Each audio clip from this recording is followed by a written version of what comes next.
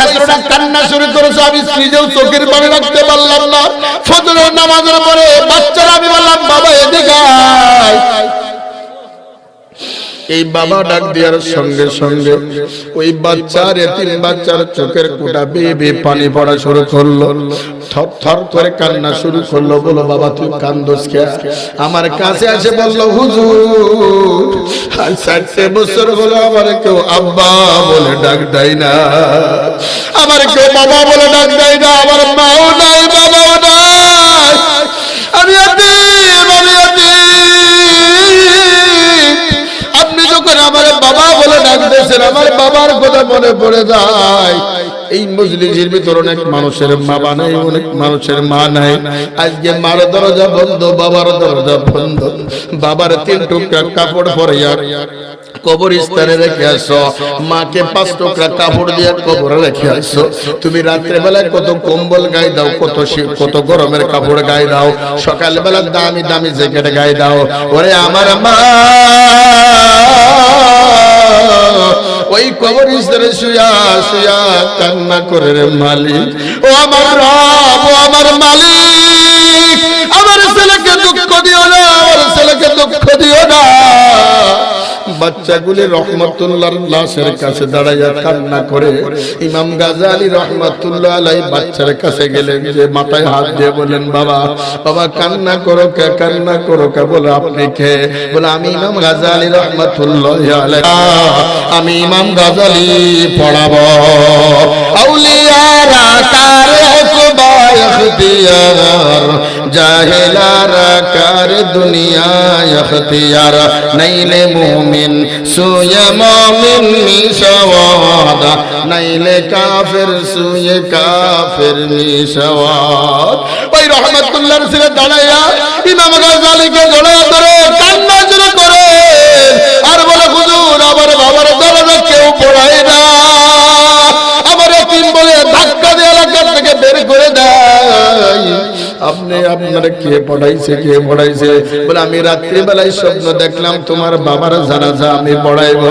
ইমাম গাজালি রহমাতুল্লাহ আলাইহি সুন্দর করে গোসল করাইয়া দিলেন, সুন্দর করে 3 টুকরা কাপড় পরাইয়া 3টে বান্ধন দিয়া কবরের ঘরে যখন সালাম করে দিল, 1 ফোঁটা নাপাক পানি দিয়ে আমাদেরকে বানাইয়া এই দুনিয়ায় ঘুরাইয়া ফিরাইয়া আবার 3 টুকরা কাপড় দিয়া সালাম করে দিবে রে বাবা, ঠিক কিনা?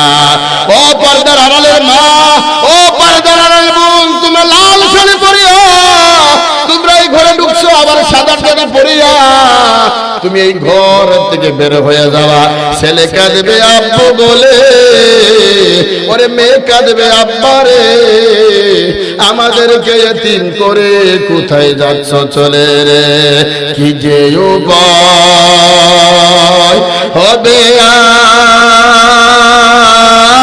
আমার কবরে,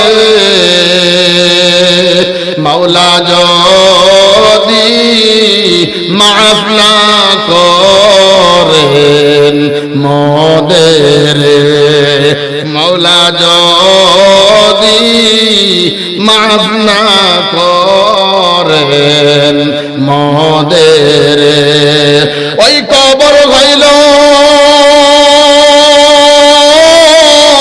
সত্য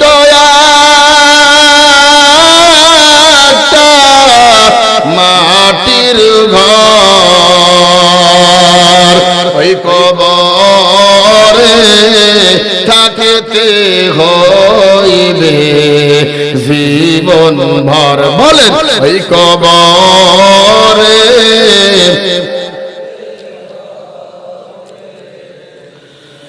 আদর করিয়া মানুষ আল্লাহ বানাইয়া কেমনা দিবেন জাহান্নামে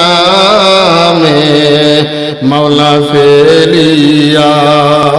ইমাম গাজালি রাহমাতুল্লাহ আলাইহি কবর দিয়া যখন উঠে আসলেন, দেখে কবর থেকে জান্নাতের ঘিরান বের হয়, জান্নাতের ঘিরান বের হয়।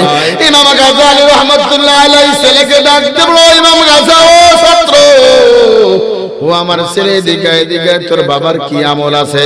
জান্নাতের ঘিরান বের হয় কবরে, কারণ কি? বলো আমার বাবার কি আমল আছে কেউ জানেন না, জানেন আমার মা। কে জানেন? কে জানেন? স্বামীর খবর জানেন কে? মা। স্বামীর খবর জানেন তার স্ত্রী, ঠিক কিনা? এখন আমি যদি বলে আজকে ইমাম যশোরী হুজুর একজন ব্যক্তিরে ওলি বানাইয়া দেছে, এখন যে বলেন আজকে যশোরী হুজুর আমাকে ওলি বলেছে, স্ত্রী বলবে তুমি কোন জাতের ওলি, তোমারে আমি চিনি, ঠিক কিনা? ইমাম গাজ্জালী রাহমাতুল্লাহ আলাইহি বললেন, ও হুজুর আমার মা আমার বাবার খবর জানে। পর্দার আড়াল থেকে ইমাম গাজ্জালী রাহমাতুল্লাহি আলাইহি জনম দুঃখী মাকে ডাক দেন, ও মা তোমার স্বামীর কি আমল? বলে আমার স্বামীর কোনো আমল নাই, সারা দিন কাট কাটে, দিন মজুরি করে, কাট কেটে কেটে উপার্জন করে, সকাল ফজরের নামাজ পড়িয়া দেখে তাকের উপরে একটা কিতাব খুলে খুলে খাদে আর পড়ে। ইমাম গাজ্জালী রাহমাতুল্লাহ আলাইহি বলে কিতাবটা একটু দেখতে পারি? ছেলেকে ডাক দেন, ও ছেলে যাও কিতাব নিয়ে যাও।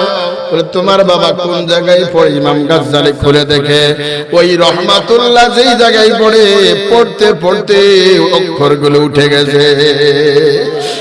কালামুল্লাহ কিতাব খুলে বলে যে আমার বাবা এই কিতাব পড়তো।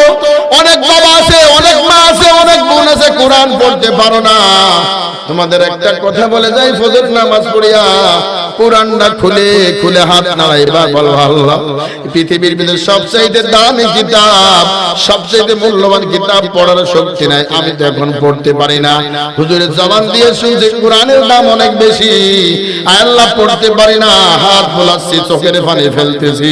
আল্লাহ বলে ফেরেশতারা তাকায় ডাক, ওই বান্দার কোরআনের সওয়াব আমি আল্লাহ লিখে দিলাম। ইয়া ইলাহি তু মেরা মাবুদ হ্যায়, ইয়া ইলাহি তু মেরা মাসুক হ্যায়। আল্লাহ পাক রব্বুল আলামিন বলেন, কুল হুয়াল্লাহু আহাদ, আল্লাহ একক, আল্লাহ এক, আল্লাহর কোনো শরীক নাই। আমি পবিত্র কালামুল্লাহ থেকে ছোট্ট একটা সূরা তেলাওয়াত করেছি, সূরা ইখলাস। এর শান, এর মান, এর ফজিলত কি ইমাম ফখরুদ্দীন রাজি রাহমাতুল্লাহি আলাইহি তাফসীরে কাবীরের ভিতর 10টা বর্ণনা করেছেন। কয়টা? 10টা ফজিলতের কথা বলেছেন ফখরুদ্দীন রাজি রাহমাতুল্লাহি আলাইহি। নাম শুনেছেন? নাম কি? নাম কি? ফখরুদ্দীন রাজি রাহমাতুল্লাহি আলাইহি তাফসীরে কাবীরের ভিতর সূরা ইখলাসের 10টা বর্ণনা করেছেন। 1 নম্বর শর্ত, 1 নম্বর বর্ণনা হলো যে ব্যক্তি একবার সবে 10 পারা কোরআন তেলাওয়াতের সওয়াব বান্দার আমলনামায় লিখে দেয়। আমি আপনাদের সামনে সূরা ইখলাস তেলাওয়াত করেছি, ঠিক কি না? قل هو الله أحد الله الصمد لم يلد ولم يولد ولم يكن له كفوا أحد। ফখরুদ্দীন রাজি রাহমাতুল্লাহি আলাইহি 1 নম্বর ফজিলতের কথা বলেছেন তাফসীরে কাবীরের ভিতর। যে ব্যক্তি একবার সূরা ইখলাস পড়বে, অর্থাৎ কুল হু সূরা পড়বে, 10 পারা কোরআন তেলাওয়াত করার সওয়াব বান্দার আমলনামায় লিখে দিবে। যে ব্যক্তি 2 বার সূরা ইখলাস পড়বে, 20 পারা কোরআন তেলাওয়াতের সওয়াব বান্দার আমলনামায় লিখে দিবে। যে ব্যক্তি 3 বার কুল হু সূরা পড়বে, আল্লাহ পাক রব্বুল আলামিন পুরা কোরআন তেলাওয়াত করার সওয়াব ওই বান্দার আমলনামায় আল্লাহ লিখে দিবে। যারা কান সুবহানাল্লাহ। 2 নম্বর ফজিলতের কথা বলা হয়েছে যে ব্যক্তি 100 বার সূরা ইখলাস পড়বে, কুল হুয়াল্লাহু আহাদ পড়বে 100 বার 100 বার, হাবিবে কিবরিয়া নবী বলেন ওই ব্যক্তির কোনো অভাব থাকবে না, ওই ব্যক্তির কোনো রোগ থাকবে না, মরতে দেরি জান্নাতে যাইতে দেরি না। হযরত ফখরুদ্দীন রাজি রাহমাতুল্লাহ 3 নম্বর ফজিলতের কথা বলেছেন তাফসীরে কাবীরের ভিতর। হাবিবে কিবরিয়া নবী প্রত্যেকটা যুদ্ধে শরীক হন নাই, কিছু কিছু যুদ্ধের নিজে শরীক হয়েছেন। তার ভিতরে একটা যুদ্ধ হলো তাবুকের যুদ্ধ। যুদ্ধের নাম কি? তাবুকের যুদ্ধ। আল্লাহ রাসূল সাল্লাল্লাহু আলাইহি ওয়াসাল্লাম নিজে সাহাবীদেরকে নিয়ে ওই যুদ্ধের ময়দানে কাফেরদের সঙ্গে মোকাবেলা করেছে। হাদিস শরীফে আছে, তাফসীরে কাবীরের ভিতর আছে 28,000 সাহাবীদেরকে নিয়ে গেছেন, আর কাফেররা ছিল 40,000। 28,000 সাহাবীদেরকে নিয়ে তাবুকের যুদ্ধে গেলেন। তাবুকের যুদ্ধে যে দেখে তাবুকের যুদ্ধে কোনো কাফের নাই, কেউ নাই, মরুভূমি, কোনো সৈন্য নাই, কার সঙ্গে যুদ্ধ করব? আল্লাহ রাসূল সাল্লাল্লাহু আলাইহি ওয়াসাল্লাম সাহাবীদেরকে বলল, পাহাড়ের আনাচে কানাচে খবর লাগাও কোনো কাফের আছে কিনা। পাহাড়ে উঠে উঠে সমস্ত সাহাবায়ে কিরাম দেখলেন কোনো জায়গায় কাফের নাই। হাবিবে কিবরিয়া নবী বলেন, আমি নিজে পাহাড়ে উঠলাম, পাহাড়ে উঠিয়া দেখলাম কোথাও কাফের নাই। উপরের দিক তাকাই দেখি সূর্যটা অন্ধকার হয়ে গেছে, সূর্যটা অন্ধকার হয়ে গেছে, আমাবস্যা লেগেছে, সূর্য খেয়ে ফেলেছে, সূর্য গ্রহণ লেগেছে। আল্লাহ রাসূল সাল্লাল্লাহু আলাইহি ওয়াসাল্লাম ভয় পেয়ে গেছেন। কারণ কি? 2 রাকাত নামাজ পড়িয়া আল্লাহর দরবারে ডাক দেয়, মালিক তুমি আগের মতন সূর্যটা করে দাও, আগের মতন সূর্য দাও করে দাও। আল্লাহর নবী সালাম ফিরে দেখেন সূর্যের গোড়া দিয়া হযরত জিবরাইল জমিনে নামতেছে। কে নামতেছে? হযরত জিবরাইল, এমন একজন ফেরেশতা। হযরত মুসা আলাইহিস সালাতু ওয়াস সালাম এক থাপ্পড়ে আজরাইল আলাইহিস সালাতু ওয়াস সালামকে এক থাপ্পড়ে চোখকানা করে দিয়েছেন। এত বড় নবী। হাদিস শরীফে আছে, জিবরাইলের মাথায় যদি 4 ভাগের 3 ভাগ পানি যদি ঢেলে দেওয়া হয়, এক ফোঁটা পানি জমিনে পড়বে না। জোরে কান না সুবহানাল্লাহ। ওরে জিবরাইল যদি এত বড় হয়, তার মালিক কত বড়? আল্লাহু আকবার বলি। এই আমরা চোখ দিয়ে দেখি না, চোখ দিয়ে দেখি না। বলেন তো এই চোখে ক্যামেরা কতগুলা? 13 লক্ষ ক্যামেরা। আল্লাহু আকবার। এক একটা চোখে 13 লক্ষ ক্যামেরা। 2 চোখে কতগুলা হয়? 26 কোটি ক্যামেরা। একটা তার একটার সঙ্গে লাগে না, 26 কোটি তার এক একটা ক্যামেরা দিয়ে আল্লাহ পাক নিয়ে গেলে। আমরা এই জবান দিয়ে কথা বলি, জবানের মালিক কে? হাবিবে কিবরিয়া নবী। দেখেন আসমান থেকে হযরত জিবরাইল নামে। হযরত জিবরাইল সালাম দিয়ে বললেন, ইয়া রাসূলুল্লাহ, ইয়া হাবিবাল্লাহ, আল্লাহ পাক রব্বুল আলামিন আপনাকে সালাম দিয়েছেন। আল্লাহর নবী বলল, জিবরাইল কই কাফের, কই যুদ্ধ করব কার সঙ্গে? কাফেররা কি পালায় আছে না ফেরেশতা আল্লাহ নাজিল করেছে বদরের যুদ্ধের মতন, উহুদ যুদ্ধের মতন? বলে না, কাফের সব আপনার ভয়ে পালায় আছে। জোরে কোন সুবহানাল্লাহ।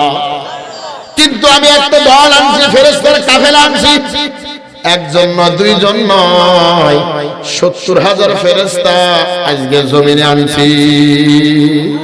আল্লাহ নবী সাল্লাল্লাহু আলাইহি ওয়াসাল্লাম বলেন, ভাই জিবরাইল কেন তো ফেরেশতা আনছো? যুদ্ধ হবে না, ফেরেশতা দরকার কি? হযরত জিবরাইল আলাইহিস সালাতু ওয়াস সালাম বললেন, আপনার একজন সাহাবীর জন্য, আপনার একজন সাহাবীর রূহের মাগফিরাতের জন্য।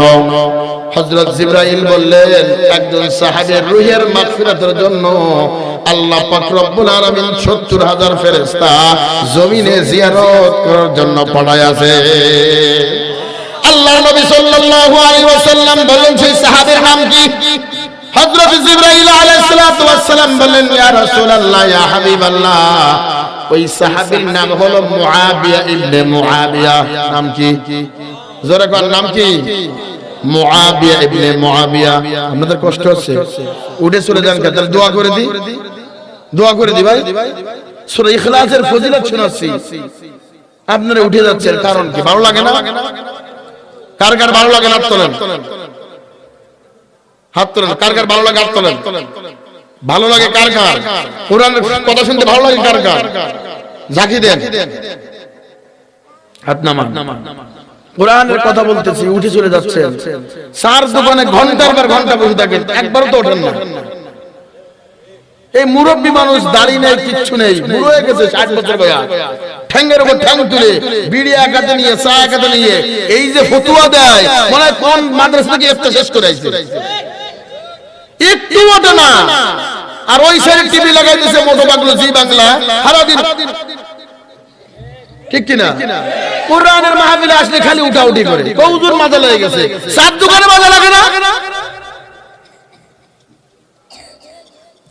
কোরআনের কথা শুনতে ভালো লাগে না। এত কষ্ট করে আমি আজকে আমার কালকে মাহফিল সিলেট, এই রাতে আমি সিলেট চলে যাব, আগামীকাল মাহফিল করে সিলেট থেকে আসছি আমি শুধু আপনাদের কাছে। কোন টাকার জন্য আসি নাই, অর্থের জন্য আসি নাই, দিন প্রচার জন্য আসছি বিনা স্বার্থে। এরপরও যদি উঠে যান মনে কষ্ট পাবে। মুসাফির মানুষ, আপনার ছেলের বয়সী কেউ নাতির বয়সী, এলেম কালাম কিচ্ছু নাই। আল্লাহ পাক কেন যে চেয়ারে বসাইছে? একমাত্র মা বাবা উস্তাদের দোয়া, ঠিক কিনা? আপনার কি মনে চায় না একটা ছেলে কোরআনের হাফেজ বানাই? মনে চাই কিনা? আমার রব্বের মনে চায় আমার ছেলে ইঞ্জিনিয়ার হোক। মানুষ ইঞ্জিনিয়ার বলবে, কিয়ামতের ময়দানে যারা হাফেজ হবে তারা হাফেজের বাপ বলবে, হাফেজের বাপ এদিকে আয়, তোর জন্য জান্নাত। নূরের টুপি পরায় দেবে, নূরের টুপি পরায় দেবে, রাস্তাগুলি আলোকিত হয়ে যাবে, ফুলসির রাস্তা বৃষ্টির মতন পার করে আফতাহু লাহু বাবা ইলাল জান্নাহ, আটটা জান্নাতের দরজা। হাফেজের বাপকে সালাম দিবে, আহলান সাহলান, আহলান সাহলান, আসো আসো, তোমার জন্য আমরা তৈরি আছি।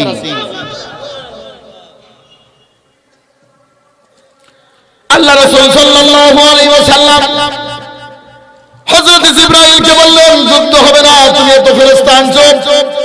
মুআবিয়া ইবনে মুআবিয়ার জন্য, মুআবিয়া ইবনে মুআবিয়া কি আমল করেছে?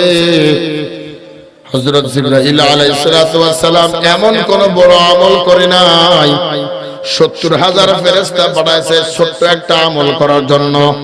আমলটা শুনবেন, করবেন তো ইনশাআল্লাহ। জিবরাইল আলাইহিস সালাতু ওয়াস সালাম নবীর সামনে বলছেন ছোট্ট একটা আমল করেছেন। বলো কি আমল? বলো যখনই সুযোগ পাইতো, দোকানে কাস্টমার নাই, ঘরে কোনো মানুষ নাই, রাস্তা দিয়ে হাঁটতেছেন, ডিজে গান না শুনিয়া এই সূরাটা পড়েন। জিবরাইল বলেন, মুআবিয়া ইবনে মুআবিয়া সুযোগ পাইলে সূরা ইখলাস কুরহু সূরা পড়তো। কুল হুয়াল্লাহু আহাদ আল্লাহুস সামাদ লাম ইয়ালিদ ওয়া লাম ইউলাদ ওয়া লাম ইয়াকুল লাহু কুফুয়ান আহাদ। মুআবিয়া ইবনে মুআবিয়া সূরা ইখলাস পড়ার কারণে আল্লাহ পাক রব্বুল আলামিন ৭০,০০০ ফেরেশতা জমিনে পাঠাইলেন। এই আমল যদি আমি আর আপনি করি, ফেরেশতা পাঠাবে কিনা? ফাটাবে কিনা? দুনিয়ার মানুষ ভালোবাসুক আর না বাসুক, আমার মালিক যদি ভালোবাসে, আমার দুনিয়ার কোনো মানুষের ভালোবাসার দরকার নাই। দুনিয়ার মানুষ সবাই ভালোবাসে, কিন্তু আমার রব, আমার রব যদি ভালো না বাসে, দুনিয়ার মানুষের ভালোবাসার কোনো দাম নাই। কারণ দুনিয়ার ক্ষণস্থায়ী দুনিয়া, দুনিয়ার ক্ষণস্থায়ী দুনিয়া। ভাই ভাইয়ের শত্রু, ভাই ভাইয়ের শত্রু। মুসলমান মুসলমানকে ভালোবাসে না, মুসলমান মুসলমানকে ভালোবাসে না। এক ভাই আরেক ভাইয়ের শত্রু লাগাইয়া দেয়, এক ভাই আরেক ভাইয়ের জমি দখল করে। কথা বলেন ঠিক কিনা? আমি আর আপনি যদি সূরা ইখলাসের আমল করতে পারি, হাবিবে কিবরিয়া নবী বলেন, হাবিবে কিবরিয়া নবী বলেন, আল্লাহ পাক আপনার জন্য জান্নাত তৈরি করে দিবেন। হযরত ফখরুদ্দিন রাজি রাহমাতুল্লাহি আলাইহি তাফসীরে কাবীরের ভিতরে একটা কথা বর্ণনা করেছেন। এক গ্রাম্য একজন সাহাবী আল্লাহর রাসূলের কাছে আসলেন, বলেন, ইয়া রাসূলুল্লাহ, ইয়া হাবিবাল্লাহ, আমার কোনো বরকত হয় না, এত টাকা ইনকাম করি, এত ক্ষেত খামার করি, এত ব্যবসা করি, বরকত হয় না। আমাদের সমাজে এমন লোক আছে কিনা? এত টাকা কামায়, এত গাড়ি চালায়, এত ব্যবসা করি, এত ভাই বিদেশ, কিন্তু বরকত নাই। কারণ কি? তোমার ভাই টাকা পাঠাইলে সুদি লাগাইয়া দাও। সুদ খাওয়া হালাল না হারাম? না হালাল? জোরে কোন হালাল না হারাম? বিদেশ থেকে একসঙ্গে ৩ মাসের বেতন পড়াইছে, ৩,৯০,০০০ টাকা সুদি লাগাই দিয়েছে। এখন ওই সুদ করেছে টেরা লোলা হয়, ঠিক কিনা? ঠিক কিনা? আর আরেকটা দলের লোকের, আরেকটা শ্রেণীর লোকের টানা খোড়া হয়, যারা হারাম পুলিশ বিডিআর টাকা, হারাম টাকা খায়। ওর ছেলেগুলি একটাও ভালো হয় না, লালা খোড়া, অন্ধ আর কানা হয়, ঠিক কিনা? ওরা টাকা পাঠাইছে বিদেশ থেকে হালাল খাওয়ার জন্য, গায়ের গাম মাথার গাম পায়ে ফেলে বাবা টাকা পাঠাইছে। তুমি টাকাগুলি সুদি লাগাইছো। আল্লাহ পাক রব্বুল আলামিন নবীকে জানাই দিয়েছেন 70টি গুনার ভিতর 1 নম্বর গুনাহ থেকে নিজ গুনাহ পর্যন্ত সবচেয়ে ছোট গুনাহ হলো মায়ের সঙ্গে জিনা করা। কেমনে তোমার টাকার ভিতর হারাম হালাল ঢুকবে? তোমার কেমনে টাকার ভিতর বরকত ঢুকবে?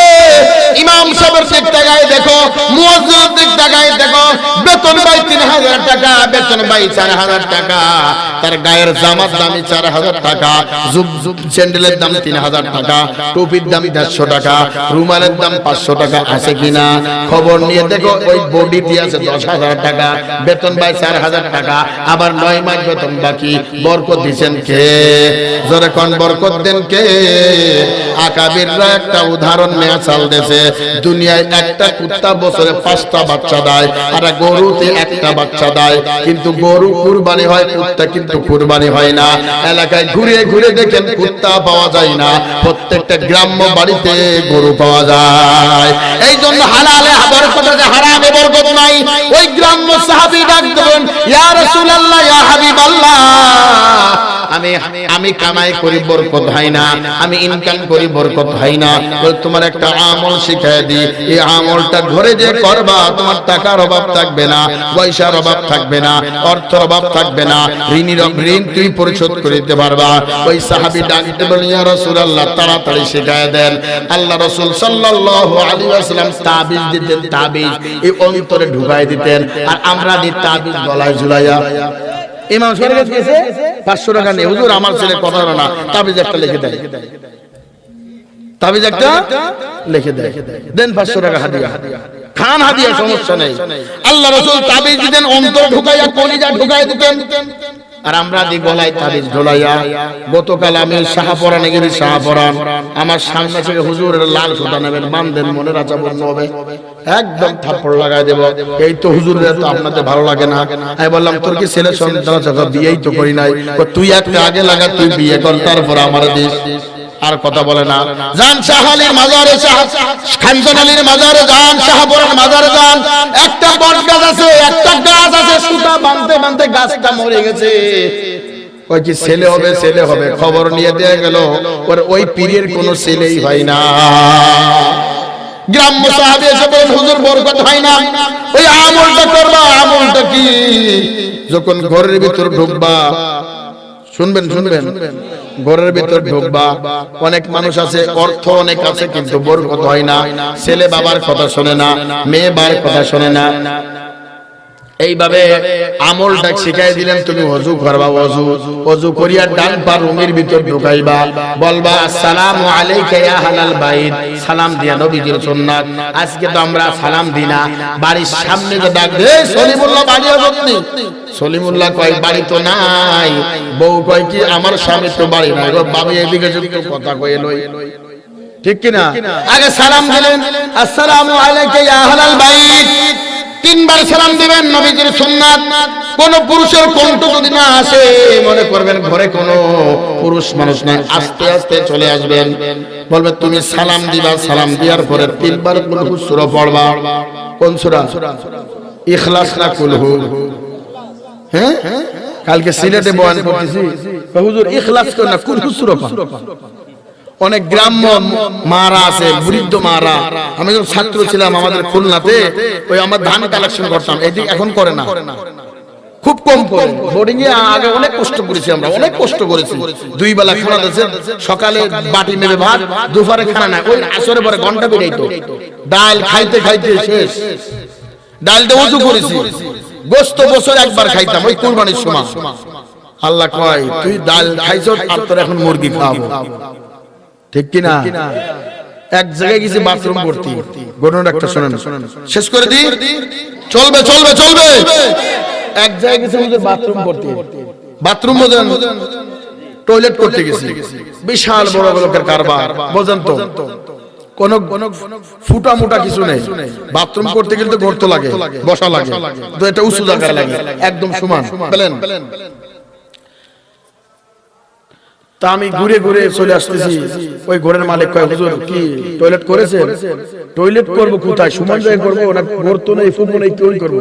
কয় দেখেন দুইটা পার সাপ আছে, ওখানে পা দেবেন, গর্ত হয়ে যাবে। আছে না এমন সিস্টেম? ঢাকা থেকে ওযু করতে গেছে এক মসজিদে, বসলেই পানি পড়ে, মানে পাশায় কি স্প্রিং ফিট করা, বসলেই কি পানি পড়ে। আমি করে কি সবাই ওযু করে যায়, জামা ছেড়ে যাচ্ছে, ওরা বসলেই পানি পড়ে, ঘুরোচ্ছে পানি পড়ে না। চিন্তা করলাম এই বেচারাটা কি করে দেখা যাবে, বইছে পানি পড়ে। তাই আস্তে আস্তে দাদা বইছি, ফুট করে পানি পড়ে। কি কিরামতি, কি ডিজিটাল রূপ চলে আসছে। বলে হুজুর ওই দুই পার চিহ্ন আছে, ওখানে পাড়া দেন, দেখবেন ওটা খুলে যাবে।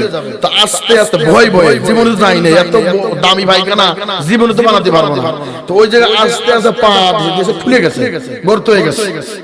এখন দরজা লাগা আছে, এখন দরজা না খুলি তো বিপদ, যদি আটকে যাই, যদি আটকে যায় খোলার তো ক্ষমতা নাই। আগে দরজা খোলা দেখছি কেমনে খোলে আর কেমনে বন্ধ করে, সুন্দর করে দেখার পরে পায়খানা করার পরে আসে কয় হাই হাই। আল্লাহ কয় ওরে যশোরী, তোর পায়খানা বানানো লাগবে না, ওরা পায়খানা বানাবে, তুই হাঁকবি। ঠিক কিনা?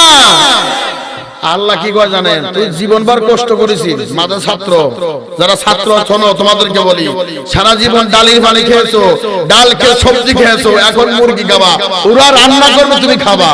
এমনও কম্বল আছে জামাইরাও দেয় না, আমার এটি শোয়াইছে। আল্লাহ কবে কি কম্বল কিনা লাগবে না, ওরা কেন তুই শুবি? ক্ষমতা কার? আল্লাহ। গ্রাম্য সাহাবী ডাক দিয়ে বললেন, হুজুর তারপর কি করব?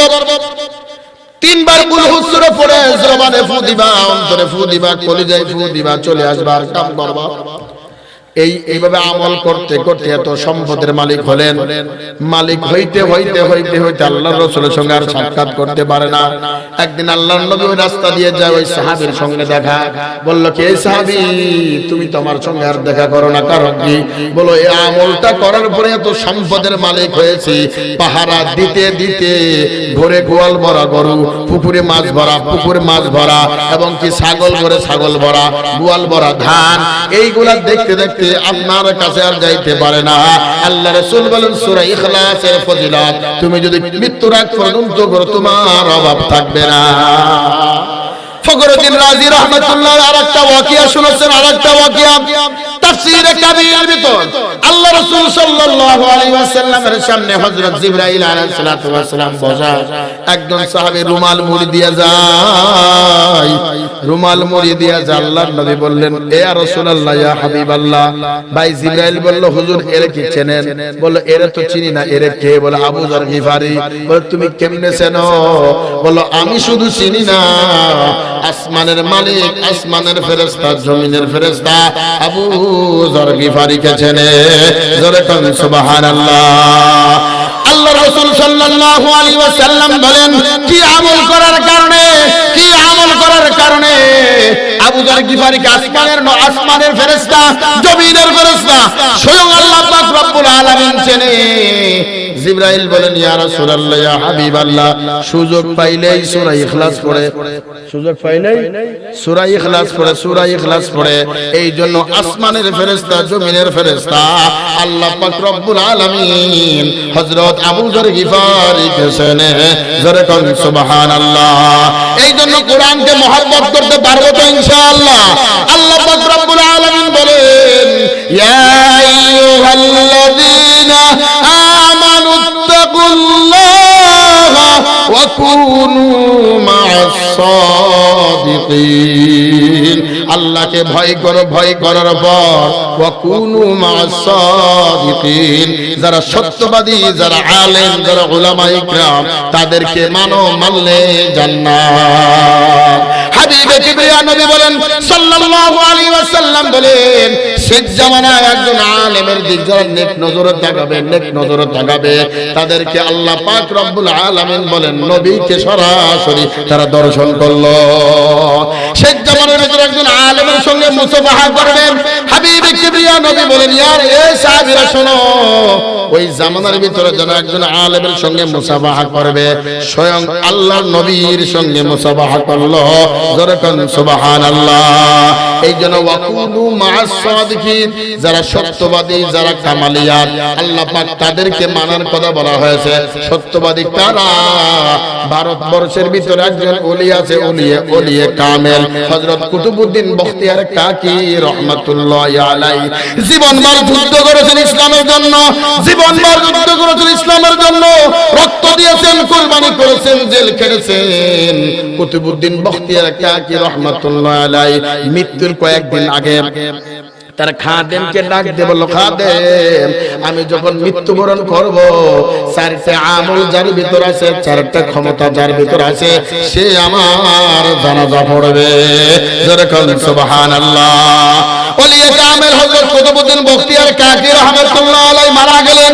মারা যাওয়ার পরে দিল্লির জমিনে কুতুব মিনার আছে, ভারতবর্ষের ভিতরে কুতুব মিনার, ওই কুতুব মিনারের সামনে ওলিয়ে কামেল হযরত কুতুবউদ্দিন বখতিয়ার কাকি রাহমাতুল্লাহ আলাইহিকে জানাজার জন্য তৈয়ার করলেন। কেউ সামনে আসে না।